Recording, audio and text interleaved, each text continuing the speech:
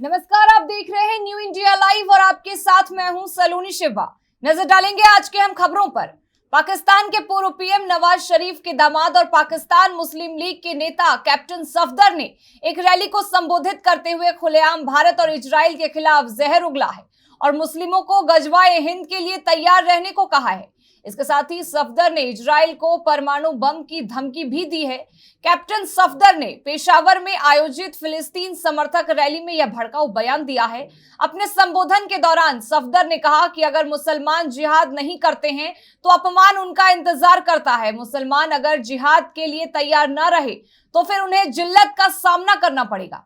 उन्होंने आगे कहा कि मुसलमानों जिहाद के लिए तैयार रहो, गजवाए हिंद के लिए तैयार रहो। सफदर ने यह भी कहा कि पाकिस्तान के परमाणु बम सभी मुस्लिमों के हैं। इस दौरान उन्होंने कश्मीर और फिलिस्तीन का जिक्र किया। उन्होंने कहा कि फिलिस्तीन में मुसलमानों पर अत्याचार हो रहा है, गाजा में बच्चों और महिलाओं की लाशें बिछाई जा रही हैं।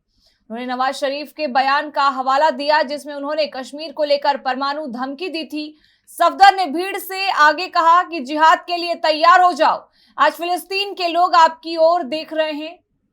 गाजा के मुसलमानों को बताएं कि हम आपके साथ हैं।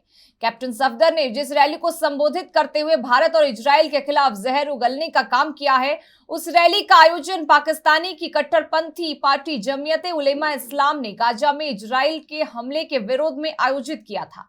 बता दें कि पाकिस्तान के पूर्व प्रधानमंत्री नवाज शरीफ लंबे समय बाद लंदन से वापस पाकिस्तान लौट रहे हैं। इससे पहले उनकी पार्टी पीएमएल-एन के उनके स्वागत के लिए रैलियों का दौर शुरू कर दिया। प्रधानमंत्री नरेंद्र मोदी ने गगनयान मिशन की तैयारियों की समीक्षा की। चंद्रयान 3 और आदित्य L1 की सफलता से उत्साहित पीएम मोदी ने इस दौरान भारतीय अंतरिक्ष अनुसंधान संगठन को नए लक्ष्य दिए हैं। पीएम ने कहा कि इसरो को अब 2035 तक अंतरिक्ष में भारत के अपने स्टेशन और 2040 तक चंद्रमा पर पहला भारतीय भेजने के महत्वाकांक्षी अभियानों पर काम करना चाहिए। अंतरिक्ष अन्वेषण में भविष्य की रूपरेखा तैयार करने के लिए उच्च स्तरीय बैठक में मानव को अंतरिक्ष में भेजने के लिए गगनयान अभियान की प्रगति का आकलन किया गया। अंतरिक्ष विभाग ने ह्यूमन रेटेड लॉन्च व्हीकल और सिस्टम क्वालिफिकेशन जैसी विकसित की जा चुकी प्रौद्योगिकियों सहित गगनयान मिशन का विवरण पेश किया। बताया गया है कि अभियान 2025 में लॉन्च होगा।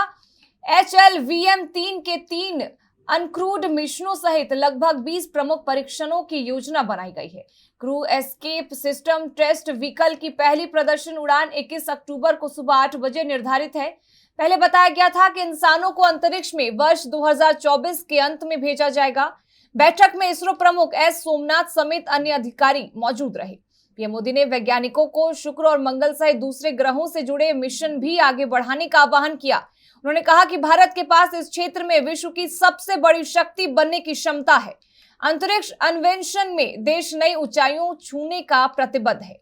पीएम मोदी का विजन को साकार करने के लिए अंतरिक्ष विभाग अब चंद्रमा के अन्वेषण की विस्तृत योजना तैयार करेगा। इसमें चंद्रयान मिशनों की श्रृंखला, अगली पीढ़ी के प्रक्षेपण वाहन के विकास, नए लॉन्च पैड और मानव केंद्रित प्रयोगशालाओं के निर्माण और जरूरी प्रौद्योगिकी क्षमताएं हासिल करने पर जोर दिया जाएगा। इसरो के अनुसार 21 अक्टूबर को पहली प्रशिक्षण उड़ान में रॉकेट में गड़बड़ी की स्थिति में अंतरिक्ष यात्रियों को धरती पर सुरक्षित वापस लाने की प्रणाली को परखा जाएगा। पहले चरण में सिंगल स्टेज लिक्विड रॉकेट से क्रू मॉड्यूल को अंतरिक्ष में भेजेंगे। फिर अभियान बीच में रोक क्रू एस्केप सिस्टम को समुद्र में गिराकर क्रू को सुरक्षित निकाला जाएगा। छत्तीसगढ़ कांग्रेस ने केंद्रीय मंत्री अमित शाह के खिलाफ चुनाव आयोग में शिकायत की है। पार्टी ने शाह पर छत्तीसगढ़ में सांप्रदायिक हिंसा भड़काने का आरोप लगाया है। कांग्रेस पार्टी ने कहा कि चुनावी फायदे के लिए उन्होंने इस तरह का बयान दिया है। छत्तीसगढ़ में बीजेपी को अपनी हार नजर आ रहा है। अपनी हार से बौखलाए अमित शाह अब सांप्रदायिकता का सहारा लेना चाहते हैं। दरअसल अमित शाह ने सोमवार को राजनांदगांव में एक चुनावी रैली के दौरान बघेल सरकार पर हमला बोला था। उन्होंने कहा कि बेमेतरा के बिरनपुर गांव में हुई सांप्रदायिक हिंसा में भूपेश बघेल का हाथ है। अप्रैल में यह हिंसा हुई थी जिसमें ईश्वर साहू के बेटे भुवनेश्वर साहू की मौत हो गई थी। बता दें कि छत्तीसगढ़ की 90 सीटों पर 7 और 17 नवंबर को 2 चरणों में वोटिंग होनी है। केंद्रीय गृह मंत्री अमित शाह अपने चुनावी भाषण में भूपेश बघेल सरकार पर तुष्टीकरण करने का आरोप लगाया। उन्होंने कहा कि बघेल सरकार ने तुष्टीकरण के लिए वोट बैंक की राजनीति के लिए छत्तीसगढ़ के बेटे भुवनेश्वर साहू को लिंचिंग करवाकर मारवा दिया। हम भुवनेश्वर साहू के हत्यारों को उनके अंजाम तक पहुंचाएंगे। बता दें कि बीजेपी ने भुवनेश्वर साहू पिता ईश्वर साहू को टिकट दिया है। कांग्रेस ने साहू के इस बयान की जमकर आलोचना की है।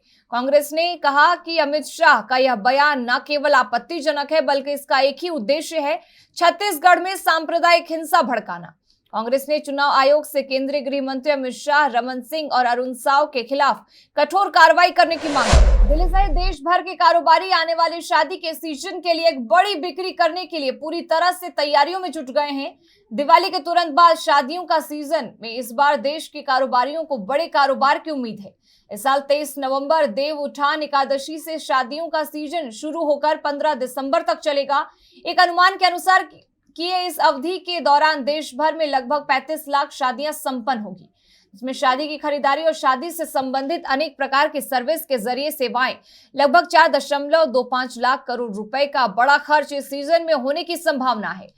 Confederation of all India traders के राष्ट्रीय बीसी भरतिया और राष्ट्रीय महामंत्री प्रवीण खंडेलवाल ने बताया कि कैट की रिसर्च शाखा CAT research and trade developmental society द्वारा हाल ही देश के 20 प्रमुख शहरों के व्यापारियों और सर्विस प्रोवाइडर के बीच किए गए एक सर्वे के अनुसार अकेले दिल्ली में इस सीजन में 3.5 लाख से अधिक शादियां होने की उम्मीद है, जिससे दिल्ली में लगभग 1 लाख करोड़ रुपए का कारोबार होने की संभावना है। पिछले साल इसी अवधि में करीब 32 लाख शादियां हुई और खर्च 3.75 लाख करोड़ रुपए आंका गया था। कैट के प्रवीण खंडेलवाल के मुताबिक इस शादी सीजन में करीब 6 लाख शादियों में प्रति शादी 3 लाख रुपए का अनुमानित खर्च आएगा, जबकि करीब 10 लाख शादियों में प्रति शादी करीब 6 लाख 12 लाख रुपए का खर्च आएगा। शादियों में प्रति शादी लगभग 10 लाख खर्च होंगे। 6 लाख शादियों में प्रति शादी 25 लाख खर्च होंगे।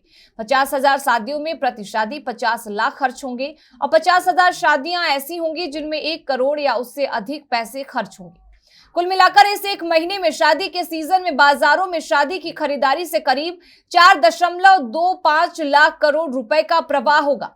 शादी के सीजन का अगला चरण जनवरी के मध्य में से शुरू होगा और जुलाई तक जारी रहेगा।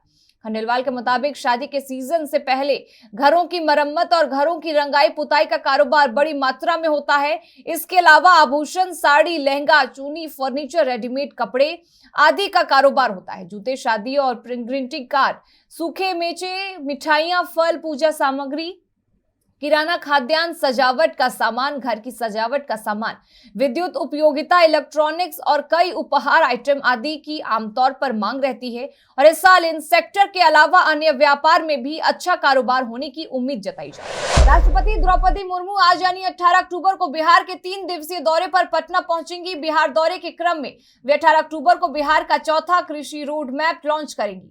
इसके अलावा उनके मोतिहारी और गया जाने का भी कार्यक्रम है। बता दें कि राष्ट्रपति अपने दौरे के पहले दिन यानी 18 अक्टूबर को पटना पहुंचने के बाद बापू सभागार में बिहार के चौथे कृषि रोड मैप का विधिवत शुभारंभ करेंगी।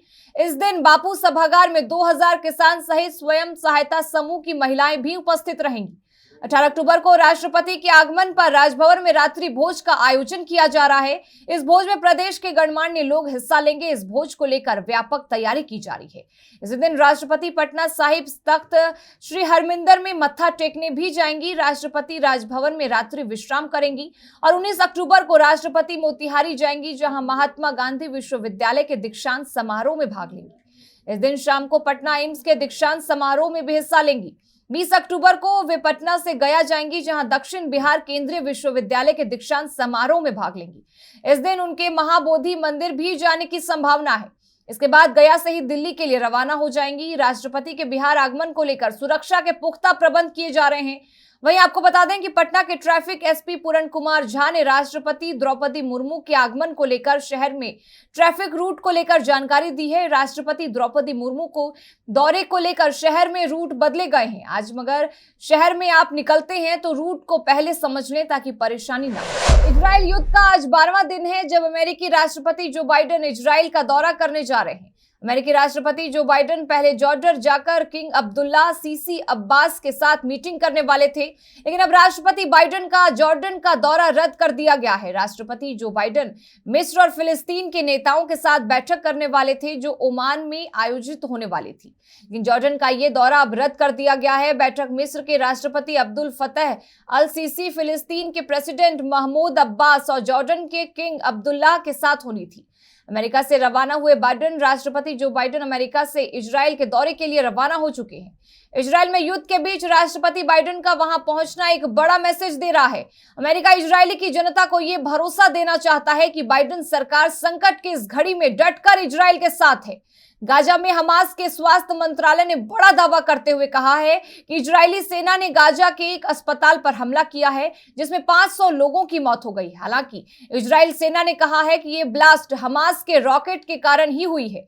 राष्ट्रपति जो बाइडेन ने गाजा के अस्पताल में हुए हमले पर दुख जताते हुए कहा कि मैं गाजा के अल अहली अरब अस्पताल में हुए विस्फोट और उसके परिणाम स्वरूप हुई जानमाल की भयानक क्षति से क्षुब्ध हूं और गहरा दुखी हूं। यह समाचार सुनते ही मैंने जॉर्डन के राजा अब्दुल्ला द्वितीय और इजराइल के प्रधानमंत्री नेतन्याहू से बात की और अपनी राष्ट्रीय सुरक्षा टीम को इस बारे में जानकारी हासिल करने जारी रखने का निर्देश दिया है। आखिर वास्तव में क्या हुआ था? उसका रॉकेट खराब होकर गाजा के अस्पताल पर गिर गया। आईडीएफ ने सोशल मीडिया प्लेटफॉर्म एक्स पर एक वीडियो भी जारी की। राष्ट्रपति बाइडेन ने भरोसा दिलाते हुए कहा कि संयुक्त राज्य अमेरिका संघर्ष के दौरान नागरिक जीवन की सुरक्षा के लिए स्पष्ट रूप से खड़ा है और हम इस त्रासदी में मारे गए या घायल हुए मरीजों, चिकित्सा कर्मचारियों और अन्य निर्दोष लोगों के लिए शोक व्यक्त करते हैं। मोदी सरकार की लाख कोशिशों के बाद भी भ्रष्टाचार थमने का नाम नहीं ले रहा है। ताजा मामला सिद्धार्थनगर जिले के बांसी तहसील का है, जहां एक लेखपाल रिश्वत लेते हुए रंगे हाथों पकड़ा गया है। अधिकारी कर्मचारी बगैर रिश्वत लिए जनता का काम करने को तैयार नहीं है। इनकी बानगी मंगलवार को देखने को मिली, जहां भीड़ भाड़ वाले इलाके में बांसी तहसील गेट पर यहां पर दिन दहाड़े रिश्वत लेते हुए एक लेखपाल को एंटी करप्शन टीम ने गिरफ्तार कर लिया है। भरे बाजार में रिश्वत लेते राजस्व कर्मचारी को पकड़े जाने से जिला प्रशासन में हड़कंप मच गया है। जानकारी के अनुसार बक्शा थाना क्षेत्र के मई गांव के निवासी सोनू कुमार गोसाई से जमीन की नवियत बदलने के लिए लेखपाल राहुल 5,000 रुपए मांग रहा था। पैसा न देने के कारण लेखपाल काम करने को तैयार नहीं था। सोनू द्वारा कई बार मिन्नत करने के बाद भी लेखपाल का दिल नहीं पसीजा। आखिर में सोनू ने लेखपाल के खिलाफ भ्रष्टाचार निवारण संगठन मंडल बस्ती से शिकायत की। भ्रष्टाचार निवारण संगठन बस्ती के निरीक्षक सुखवीर सिंह भदौरिया दीक्षित के नेतृत्व में टीम गठित की गई, जिसे रंगे हाथ रिश्वत लेते पकड़ना था। टीम ने सोनू को 5,000 रुपए में केमिकल लगाकर दिया। उस रुपए को देने के लिए सोनू ने लेखपाल को बांसी के पुराने तहसील राजेश सिंह के घर के सामने बुलाया। लेखपाल ने जैसे ही मौके पर पहुंचकर पैसे लिए, उसी समय पहले से मौजूद इंस्पेक्टर सुखवीर सिंह भदौरिया की टीम ने उसे गिरफ्तार कर लिया। रुपयों को कब्जे में लेकर लेखपाल का हाथ धुलवाया तो उसके हाथ से लाल रंग निकलने लगा।